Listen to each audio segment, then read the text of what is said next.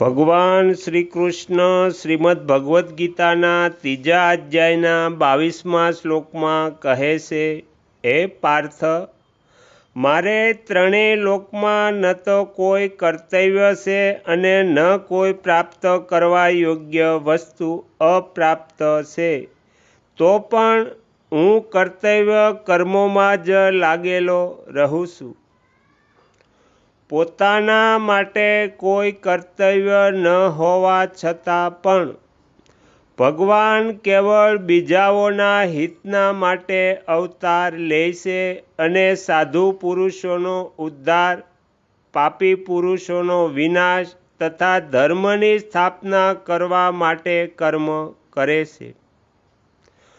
અવતાર સિવાય ભગવાનની સૃષ્ટિ રચના પણ જીવ માત્રના ઉદ્ધારના માટે જ હોય છે.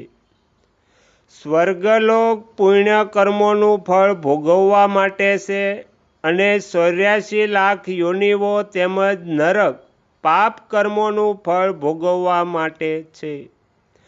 મનુષ્ય યોનિ પુણ્ય અને પાપ બંનેથી પર થઈને પોતાનું કલ્યાણ કરાવવા માટે છે.